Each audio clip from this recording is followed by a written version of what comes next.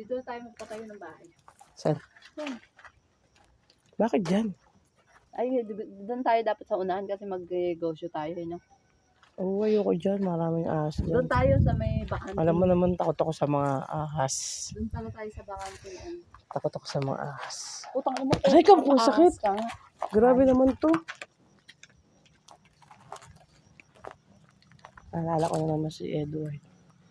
Son, where are you, son? Yan ang mga pananim ni Mama. Mga gulay-gulay. Namatay?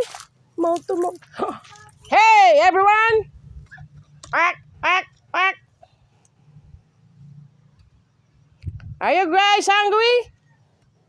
Hello? I said, are you hungry? My God.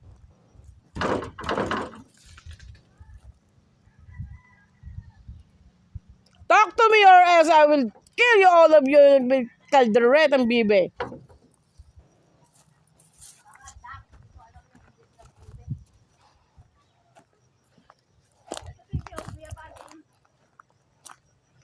Kay gandang pangmasdan.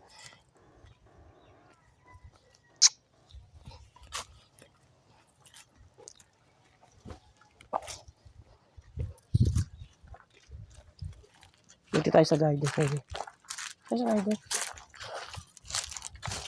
Huwag ka na dyan pumunta. Mamaya matuklaw ka pa ng mga kung ano-ano dyan. Walang ahas dito. Alam mo, minsan ang ahas. Kapit bahay mo lang. Minsan mga sisi pa nga eh.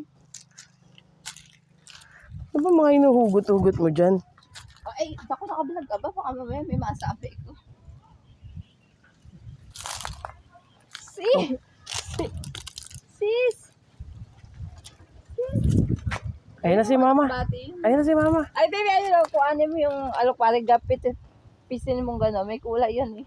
Oo, kumakain ako ng alokbati. Gusto ko nga yan sa ampalaya eh. Yeah? Oo, sarap yan sa ano. Ay, sa ano, munggo. Bubo, sa munggo. Nilalagay ba yan? Ay, tanungin mo kay Mama. Mama, nilalagay daw sa munggo yung alokbati. Oo nga, may katulong nga kami dati. Nilagay niyan. Pati nga sa pagtulog niya, nilagay niya. Ay, kamusta po ang pasok? Hi, Shara! Ano sabi teacher? Shara nga, pagod na pagod ka sa... Oy, ano sabi teacher? Ay, ilan yan? Ilan yan? Bilang. Bilangin ko.